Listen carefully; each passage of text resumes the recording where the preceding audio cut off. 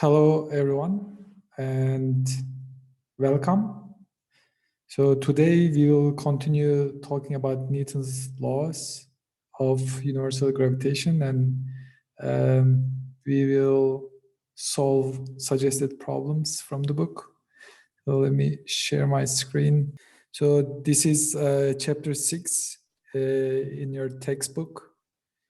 And it is on gravitation and Newton's approach to gravitation. We introduced Newton's law of universal gravity.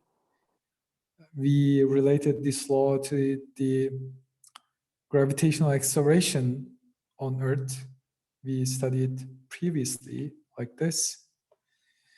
And we considered some technical subtleties about gravitational acceleration, like Earth's inhomogeneity, Earth's rotation, Earth's composition, and we talk about why do some people think about weightlessness mysteriously, and hopefully we put it in a better physical picture. And we talk about more about weightlessness in this elevator example. We talk about Kepler's law, specifically Kepler's third law, and we made a derivation of that from like Newton's law of universal gravity. And we introduced a concept called gravitational field. Okay. So in this example, somehow I think my numbers are messed up. So I noticed that after finishing the class, it should be okay. Where is my Python? Here. So I calculated one more time, and it seems like I don't know what I did, and it's a little bit too much. If it was that much, I think we would be in trouble. 5,400, something like that, 30 kilogram per meter cube. So the first problem. So this guy, an inclined plane fixed inside of an elevator makes an angle like this, okay, with the floor, and a mass m slides on the plane without friction. What is the acceleration relative to the plane if the elevator accelerates up with 0.5 g, accelerates down with 0.5 g, falls freely, and moves up with constant velocity? Okay, let's think about this problem. So I'll give you about a minute or so. And if you have suggestions or answers, please go ahead and write so that I can also start. Maybe I can explain the question a little bit if, for those of you who thinks it's not clear. So you have, I think like, maybe I can do this tool. Okay, something like this, an elevator. Okay. And there is like an inclined plane, something like this. Okay, this is making some theta is equal to 33 degrees. And there is like a mass on this guy.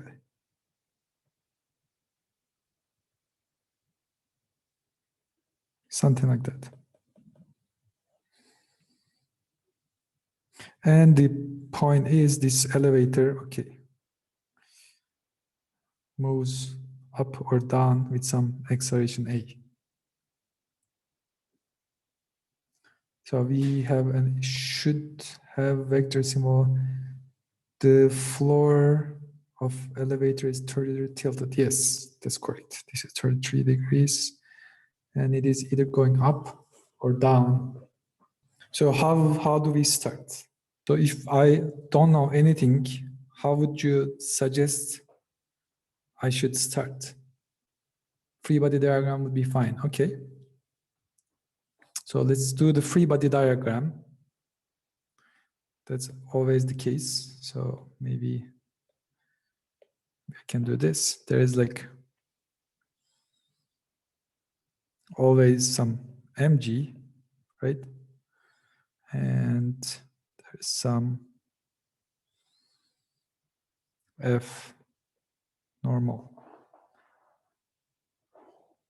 Identify the forces, yes. So these are the two forces I could identify so far. Did I miss anything? What about A? Yes, right? There's like an acceleration, and we should know A. So what is the acceleration of the block? G is subject to change, good, right? G, but so, okay. Elevator is moving, so I have to take that into account. There is like an overall acceleration of the elevator. How do I do this?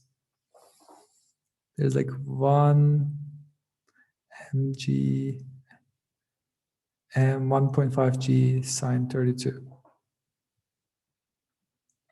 So let's go back to the question. So let's see what the question is saying. What is the acceleration relative to the plane? So we need to find acceleration relative to this inclined plane. Maybe I can go back, right? I can go back to what we did here. So this example, so the example of weightlessness. For example, we said the weight was, okay, if the elevator was falling freely, that meant A was equal to G, and the weight of the object on the scale here was 0, right? It was 0. And in this case, if you release what you are holding, that thing was going to float. So inside the elevator, the acceleration of this object would be 0. So there's almost, so inside the elevator, there's almost no G, right? You're saying that weightless means G is equal to 0. But when we say G is equal to 0, this way it's a little bit like not true. It may be confusing. So we call it G effective. In physics, we like using this subscript effective. So effectively inside the elevator, acceleration was 0. And we found it from here. Now let's come back to this problem. So I know the elevator is moving with some acceleration A up or down, but I don't want to think about this. What can I do here? So can I just consider just inside of elevator, like take this guy a little bit like this, and replace just this G with some effective G, and forget about what's happening outside, because the question is already asking us what is the acceleration relative to the plane. If we saw the question relative to the elevator, should we omit the acceleration of the elevator, right? That's what I'm trying to do. So my suggestion is just to put some G effective, and if you are standing here, that's what you see, right? For an observer here, doesn't matter what's happening outside. There is like an effective G effective, and this person can study everything with this G. So the question is, what is G effective, right? So G effective, okay, maybe I can write it like this. I want to write GF is equal to, there is some G that's already given, right? Exactly, yes. And so let's think. So if you are inside an elevator and elevator is moving up, do you feel more or less weight? As the previous example showed, yes, you feel more weight, right? And if it's going down, like suddenly with A, you don't feel weight at all. So I want to write this like this: G effective is equal to G plus A, right? And with this, I have to remind myself, if elevator is going up, A is positive. If elevator is going down, A is negative. I'm just reminding it myself so that I don't get confused later. Now I think I'm done, right? I just can, I know what, okay. Now I know the free body diagram and I know the force. I can just find this force, which is G effective sine, was it sine or cosine? Okay, I think it's sine. Sine theta. And okay, F is equal to A, let's call it relative, and G effective sine theta is equal to A relative. If you like, I can do it more like this because it's more explicit. Relative to what, right? We have good notation for this. So A box with respect to plane, okay?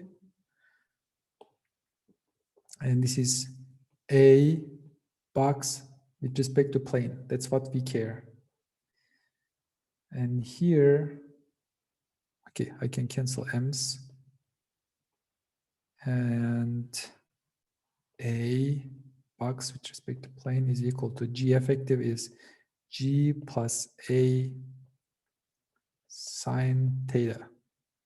Okay, now I can, so it says G, first one says accelerates up with 0.5 G, and I said up is A positive. Okay, then let's put this. A acceleration of box with respect to plane is G plus 0.5 G is what? It is 1.5 G sine theta. Okay. B accelerates down with 0.5 G. Okay. A box with respect to plane is equal to G.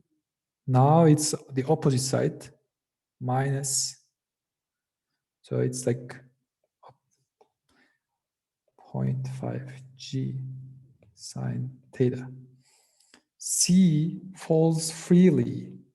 If it falls freely, that means A is equal to minus G, then C, A box with respect to plane is equal to basically 0.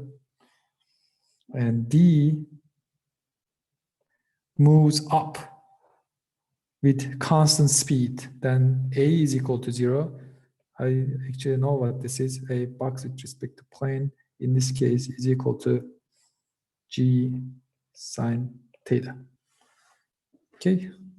Why C is 0? Because C says falls freely. When falls freely, acceleration of elevator A is equal to minus G, because I initially decided up is plus, down is not minus. And in my equation, you can see, and it actually makes sense. Imagine this elevator is falling freely, and you look, everything falls freely anyways. Why would the box would, like this woman, right?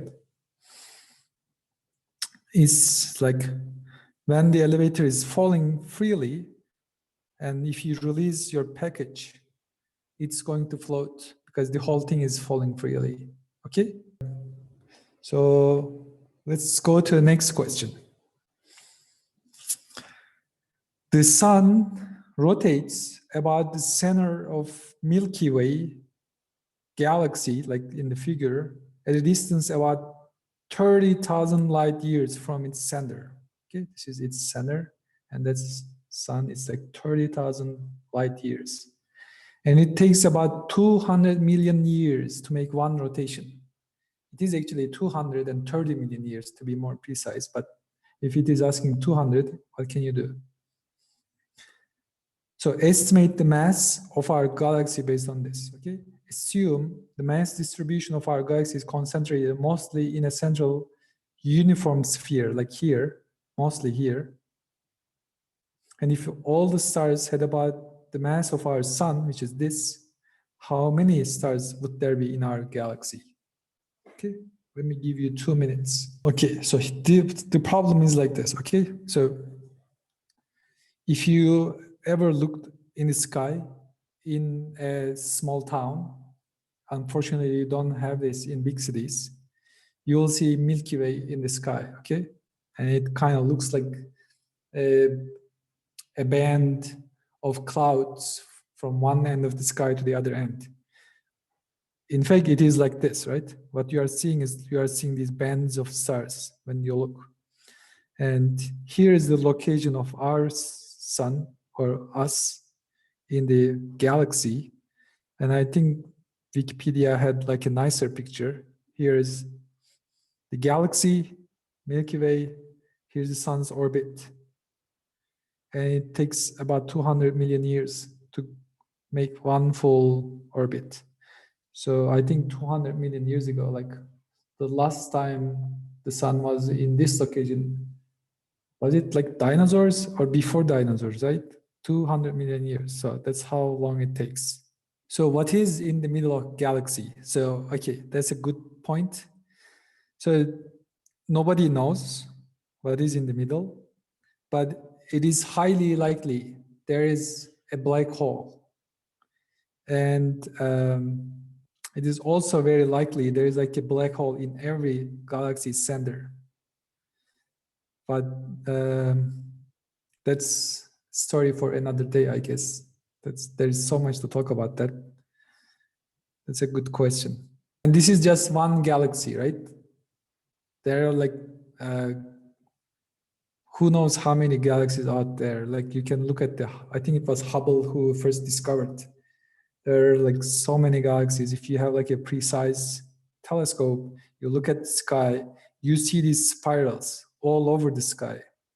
And we are just one in like hundreds of thousands maybe. So, okay, how do we start? What should I do? So here is the sun. If you like sun here, and it is like doing this circular motion in 200 million years. And the distance here is given 30,000 light years. And we want to find mass of our galaxy. Force all stars act on the sun, right? So, okay. So here's what I would do. We had one trick so far, and it is like G M sun, and let's put M galaxy divided by R squared. This is the radius of rotation, which is this guy, right? And this should be equal to, so it is rotating, so it should be equal to M V sun squared divided by R. Okay. Okay, let's cancel this M sun here. Okay, this one is M sun too. Cancel that guy. Now V, I think we also are like pros with this V squared to 1 over R. And it is 2 pi R squared divided by T squared, right? So we can cancel this guy. And what do we need? What do we need is we want to estimate the mass of our galaxy. Okay, that's what we want to find. And this M, okay, I don't like this color. And galaxy is equal to, so I have 4 pi squared R cubed, right? This is 4 pi R squared R cubed divided by gravitational constant G times T squared. That's the mass. Now we have to put these numbers in, right? Okay, let's put these numbers in. So, okay, where is my Python? Okay, here. So G, I already have G, right? It is some number. And R, now let's put this sun. What is R? It is 1 light year, which is 9.5, okay, 9.5 e to the 15 Is that correct? Okay, if it's wrong, you guys let me know. I actually put 9.6, 9.5. That's R. And T sun is equal to, what is that? 200 million years. 200, okay. 200 million is what? 10 to the 9? 10 to the 9, 200 million. And this is years times 365 times 24 hours times 60 minutes times 60 seconds. Good. That's T. And that's it, right? Now I can do 4 times pi squared times R sun cubed divided by G divided by T squared. Oh, T is not defined, T sun. T sun. And let's assign M galaxy. Okay, M galaxy is, who knows what that number is. If you put that 1.27 times 10 to the 22 kilograms. Did I put, it's like I messed up, okay. Where did I put 10 to the 9? Okay, T sun. Okay, this is million or 1 million, yeah. I've somehow put maybe, right, 1 million. 1, 2, 3, 1, 2, 3, 10 to the 6, yeah. Good job, thank you. Galaxy, this, galaxy is equal to, okay, 28. That's probably better.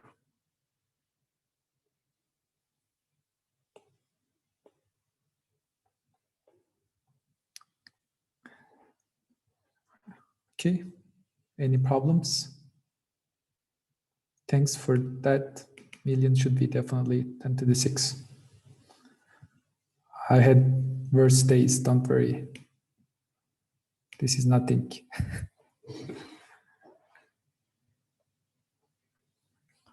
Now I want to compare, okay, it says if the stars had about the mass of our sun, which is 10 to the, okay. I think I messed up something here too. Doesn't make sense. So what did I mess up? This is R cubed. What is R? R sun. 10 to the 15. This is 1 light year. Oh, this is 30,000. Okay, got it.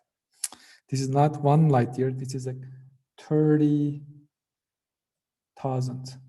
Okay, 1, 2, 3 times. That is the 30,000 light years. Okay. Now galaxy is this, and galaxy. Now you're talking. Okay, that's much better. Our sun need to be, yes, thank you. I just noticed that too. It is 1 light year, right?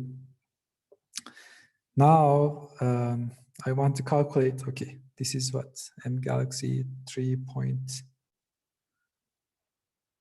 Okay, let's fix this.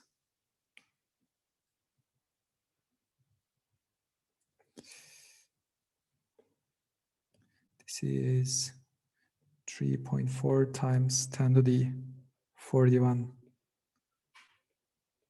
Okay, that's much better. And we want to find, maybe I don't know where to put this guy. maybe I can do. We want to find number of stars in Milky Way is equal to m galaxy divided by mass of sun approximately, and mass of sun is what? I think they already give us. So let's calculate this. M sun is equal to 2e to the 30. It's like kilogram. Okay. And m galaxy divided by m sun, something like that. And I want to format this. Oops.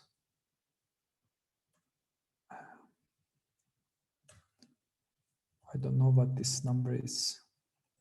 So format.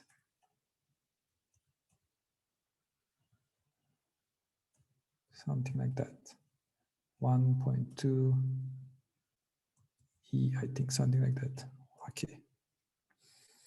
1.72 times 10 to the 11.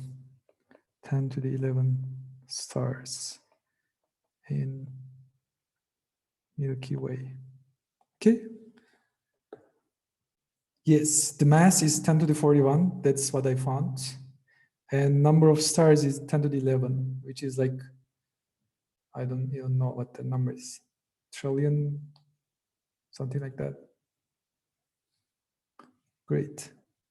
A geologist searching for oil finds that the gravity at a certain location is 2 parts in 10 to 7 smaller than average. Assume that a deposit of oil is located 2,000 meters directly below. Estimate the size of the deposit, assumed to be spherical. Take the density of rock to be this and density of oil this, okay? Here's the problem. I have something like this, okay? And about about 200 meters, right? Meters. There is like a spherical container of oil. And if you are here, there is like G differs by, how much did they say? 2 parts, 2 over 10 to the 7. And what do we want? We want to estimate the size of the deposit. What is the size? Okay. Any ideas? How do I start? Good. G earth, G oil, minus G missing part of the earth, right? Good. That's a good suggestion. Any other suggestions? So let's do it this way. Suppose you're here and you have like some m test particle in your hand, okay? Suppose that is the case. And I want to identify all the forces on this test particle. All the forces here. So, okay. The way I would write this, like first Earth, right? G, if, let's start with this. Suppose there's nothing, okay? It's just Earth. Maybe I can start with this. Initially, I want to forget about this. Oops, I cannot do that. Okay, then. First, I cover this up here. Oops. And I just want to write what G is for Earth. Okay. So force on test particle, if you like. So M test times G is equal to this would be like G times m test m Earth divided by r squared, right? And here you can immediately see the nominal value of G, right? Then from here, G is equal to G m Earth divided by r squared. Now I want to put a hole here. Here I want to put a hole in 200 meter deep. Then I want to do this calculation again. M test times G is equal to, so the original force, G m test m Earth divided by r squared. But I have to subtract, now I am overcounting, right? So there's like an overcounting here. So this G prime, let's call this G prime. And I need to subtract this overcounting.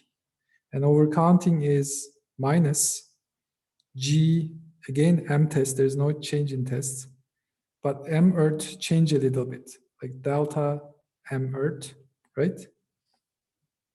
Change in this, and divided by, and the change is 200 meters deep. Let's call this H. Let's call this H deep, or maybe, yeah, that's fine. H squared. Now I want to fill up this gap with oil, right? I fill the oil. Now there is like an extra mass of oil, so I have to add this up. How do I add this? I just put like a plus.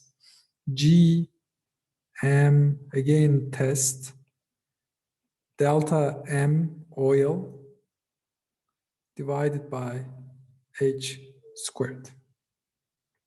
So I can now cancel these tests. I don't need this guy anymore. Tests, tests, tests. And I already found from here, this guy is equal to G.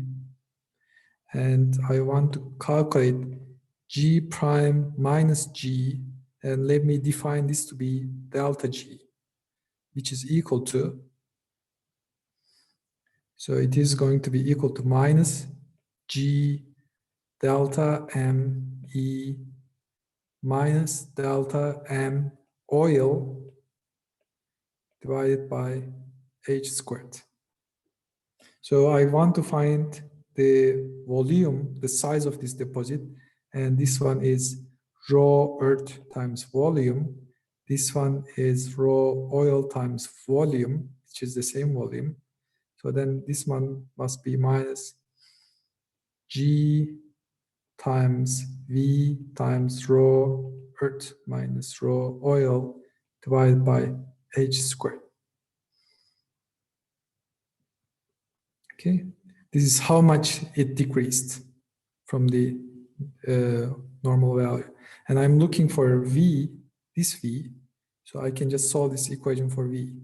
Then V is equal to delta G, or its volume if you like, because this is like a decrease, right? So delta G times H squared divided by G times raw earth minus raw oil. Okay.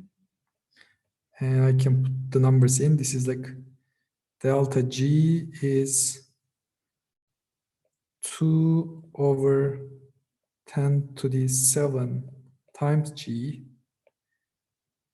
and H and G times density of earth minus density of oil. Let's put these numbers in.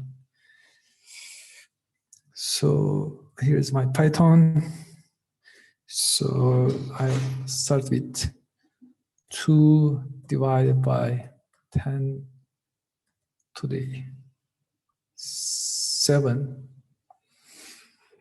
and times G is 9.8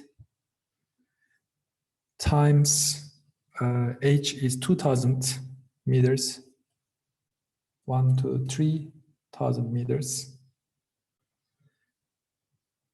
divided by g, divided by raw earth. So this is kilogram meter cube, that's good. That's kilogram meter cube, that's cube. These are the good units, so I don't need to do anything. It's just 3,000, 1 to 3 minus 800, 800, 1 to.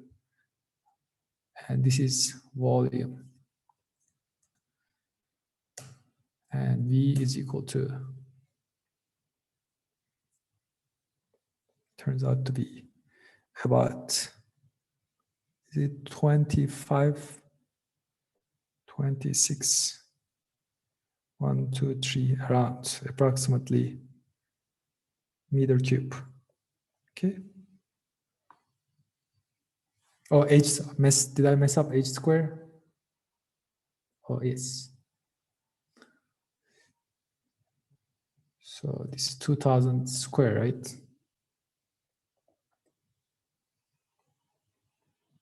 is 2000 square. Okay. Now V is, that's a little bit more reasonable, so we can get more incentive to dig. It's like, what? 5 million meter cube, about 5 million meter cube. Hopefully I didn't mess up the numbers, but we can fix if I did. Okay.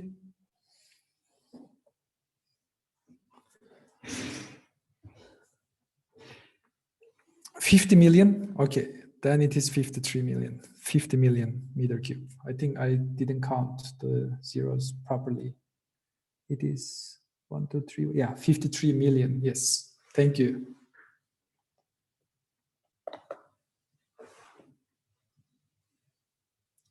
So this is like how much oil you need to have this little difference, this little anomaly in gravity. Okay. Can you explain why did you do in third step? So third step, you mean, so this is, I assume this is the first step, this is the second, this is the third step. Yes. So basically, so first I wrote the force on this particle as if there is nothing. In the second step, I said, let's dig like a hole here with some volume and let it be empty. Then I said, if there's like an emptiness, I have to subtract that from the force on that test particle. So that's why it's minus. And now I said, let me put oil in this volume and see how much this oil exerts force on this test particle, right? First subtracted the earth and I put the oil. And here I said, this is original G, what should be G if there was just earth in this volume. And this is the modification of G. And I want to know how much G is modified, how much G changed. And mathematically, that's equivalent to saying G prime minus G. And I canceled these test particles because it was everywhere. And G prime minus G, I found it to be equal to this total thing, right? And this total thing, I just wrote it like change in mass of Earth and putting the oil. And I said mass is equal to density times volume. So I know density of Earth, density of oil times volume. And I put it in this form. Now in this equation, the only unknown is volume. So I solve this equation for volume. Okay, because here G is given, density of earth and density of oil is given, H is given, and on the other side, delta G is given. It's like 2 parts in 10 to the 7, right? So all I need to do is put these in to solve it for V. And that's what I did here. I think I'm going to end here. So have a good day, guys, and take care.